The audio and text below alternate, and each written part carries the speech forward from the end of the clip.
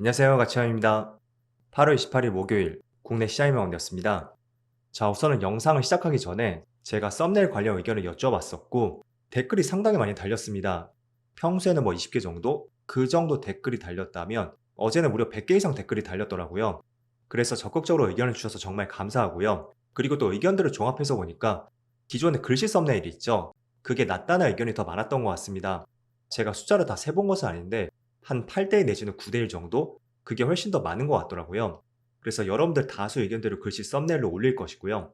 다만 제가 간헐적으로 주말 영상을 올릴 때 그때는 특정 종목을 대상으로 영상을 올릴 테니까요. 그때만큼은 현재 바뀐 썸네일 있죠? 그 썸네일로 간헐적으로 올려보겠습니다. 그래서 많은 의견 정말로 감사드립니다.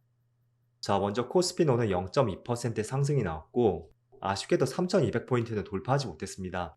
그래도 종가상으로 빨간불이 들어왔고 또 코스닥은 반대로 코스닥은 0.4%의 파란불이 들어왔습니다. 그리고 시총 상위 종들을 보면 반도체 관련주 안에서는 흐름이 조금만 나뉘었었고요. 또 현대중공업이 3% 빠졌고 2차전지 관련주도 좋지 못했습니다. 반면에 자동차 관련주는 좋은 흐름이 나왔었고 또 이런 종목들을 제외하면 대체적으로 큰 변동은 없었습니다. 그리고 코스닥은 0.4% 빠졌지만 하락폭 대비 파란불이 굉장히 많이 보이는 것 같습니다. 아무래도 시총 상위 종목들이 많이 빠지면서 전체적으로 지수를 많이 끌어내렸던 것 같습니다. 그리고 코스피 수급을 보면 오늘은 비록 외국인의 순매도가 있었지만 규모 자체는 큰 의미는 없었고요. 반면에 기관 쪽에서 오늘은 3천억의 순매수가 들어왔습니다. 확실히 최근 시장은 기관이 조금 더 주도를 하는 것 같습니다. 또 반대로 코스닥은 기관과 외국인의 양매도가 났습니다. 그리고 삼성전자, 오늘은 기관과 외국인의 양매도가 있었고 또 오늘도 외국인의 2천억 이상의 많은 순매도가 났습니다. 반면에 SK하이닉스, 오늘 모처럼 외국인의 2천억 이상의 많은 순매수가 들어왔고 기관도 꾸준히 매수세가 계속 들어오고 있습니다. 그래서 최근에 수급이 좋지 못했었다면 이제는 수급 변화가 생기는 것이 아닐까? 라는 기대감도 가져볼 수 있는 수급인 것 같습니다. 그리고 자동차 관련주, 최근에 현대차와 기아도 외국인의 수급이 꾸준히 들어오고 있습니다. 오늘도 기아는 5일 연속으로 순매수가 이어지고 있고 현대차는 8월 중순부터 꾸준한 매수세가 들어오고 있습니다. 그럼 이어서 주체별 매매 동향에 대해서 살펴보도록 하겠습니다. 8월 28일 외국인이 가장 많이 매수한 종목은 SK하이닉스, 현대차, 한국조선해양, 삼양식품, 기아 이렇게 순서대로 매수했고 그리고 기관은 한국조선해양, SK하이닉스, 현대로템, SK스퀘어, 현대중공업 이렇게 순서대로 매수했습니다. 이어서 해외 증시로 보겠습니다. 전날 미국의 3대 지수는 모두 빨간불이 들어왔었고요. 다우지수는 0.3%, 나스닥은 0.2%, 또 S&P 500도 0.2% 빨간불이 들어왔습니다. 그리고 반도체도 비슷한 폭의 상승이 있었습니다. 또 지금 아시아 증시를 보면 일본은 오랜만에 0.4% 빨간불이 들어오고 있고 대만 증시는 0.5% 빠지고 있습니다. 그리고 중국 증시는 보합이네요. 자, 최근에 여러분들의 시장 흐름을 어떻게 느끼시는지 모르겠지만 제가 생각할 때는 조금은 답답하게 느끼실 것 같습니다. 사실 지난 4월 초에 저점을 찍고 나서 한 달, 두 달, 세 달, 뭐 많게는 네 달 정도 시장이 별다른 조정 없이 계속 빨간불이 들어왔었고요. 아마도 그 안에서 많은 종목들의 상승이 났을 것입니다. 자, 그런데 7월 말에 고점을 찍고 나서 이번 8월 달도 이번 주가 마지막이란 말이에요. 때문에 사실상 한 달 정도 시장에 별다른 움직임이 나오지 않고 있습니다. 그래서 굉장히 조금은 답답함을 느끼실 것 같고 저도 마찬가지로 그렇게 생각하고 있습니다. 확실하게 시장을 주도하는 종목이 보이지 않는다. 이렇게도 생각이 들더라고요. 지난 4월, 5월, 6월 이 당시만 해도 조선, 방산, 원전 그리고 HBM 관련주들 많은 종목들의 상승이 있었다면 확실히 지금 이번 달은 고점에서 주가가 꺾이는 종목들이 꽤나 보이는 것 같습니다. 자, 그런데 저는 지금의 시장을 어떻게 보고 있냐면 자, 지난 2021년도 당시였죠? 이때 지난 2021년도 당시에도 시장이 3월에 저점을 찍고 나서 거의 반년 정도 상승이 있었습니다. 하지만 8월, 9월, 10월 또 3개월 정도 횡보하는 시간이 필요했었거든요. 그리고 그때가 지나니까 다시 한번 3달 정도, 2달 반 정도 시장에 다시 한번 랠리가 있었습니다. 그런데 아시겠지만 지난 2020년 당시에는 코로나라는 변수가 있었고요. 그 때문에 미국의 기준금리가 2.5%였다면 단번에 거의 제로금리로 20년 3월 시장부터 제로금리가 되었습니다. 그리고 다시 금리 인상을 했던 것이 정확하게 2년이 지나고 나서 22년 3월부터였죠. 그때부터 본격적으로 미국의 금리 인상이 시작이 되었고 그로 인해 많은 글로벌 자산들이 꺾이기 시작했습니다. 자, 그런데 금리 인상이 3월부터 시작이 됐던 것이지 우리가 예상을 했던 것은 충분히 반년 전 이상, 길게 볼 때는 거의 1년 이상, 그쯤부터 금리 인상이 있을 것이라고 계속 뉴스가 나오기 시작했습니다.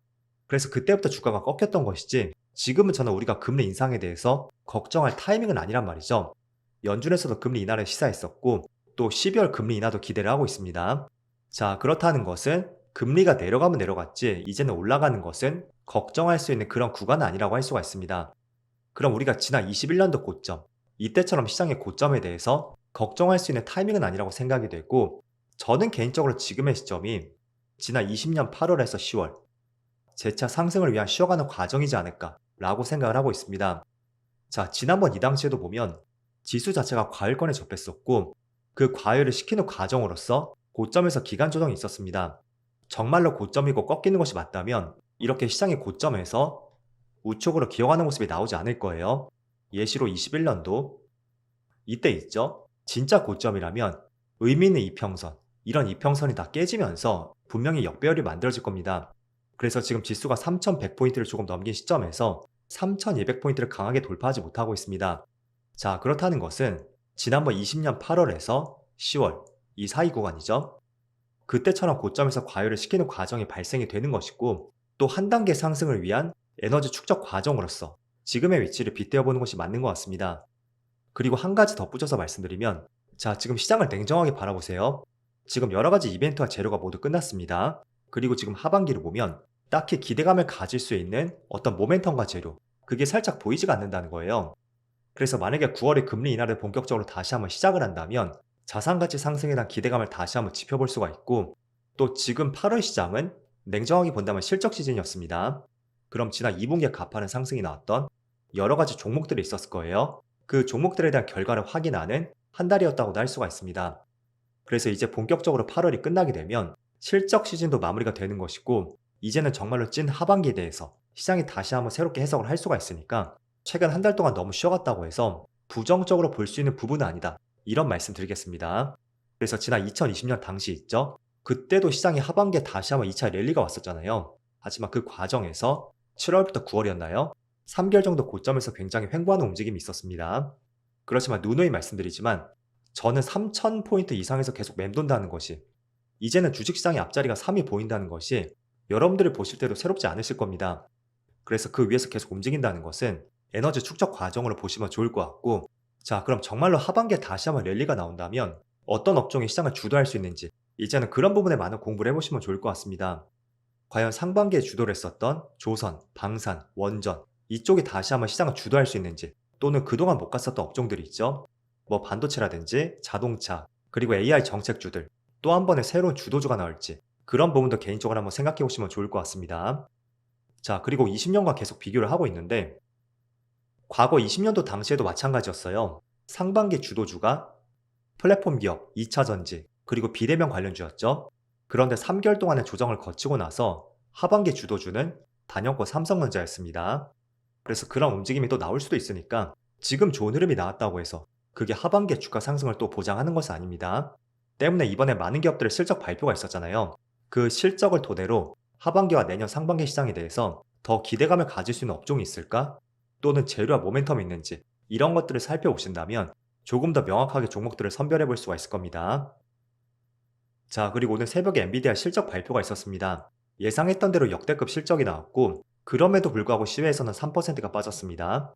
그래서 이걸 뭐 부정적으로 볼 수도 있는데 저는 전혀 부정적으로 볼 수 있는 부분은 아니라고 생각이 되고 또 시외에서 3% 빠진 것은 지금 중국을 대상으로 H20 칩을 판매를 하고 있잖아요. 그 칩 판매에 대한 실적이 제외가 되면서 여전히 실적이나 불확실성이 남아 있습니다. 하지만 이런 리스크는 계속 안고 가는 부분이었었고요. 그런 면에서 저는 그렇게 큰 영향은 있지 않다고 생각이 됩니다. 자, 왜냐하면 하이닉스의 주가를 보세요. 만약에 그런 부분이 조금은 크게 와닿았었다면 오늘 3%의 빨간불이 들어오지 않았을 것이고 또 삼성전자도 마찬가지로 물론 조금 빠지고 있지만 이렇게 고점 박스권을 계속 만들지 못했을 겁니다.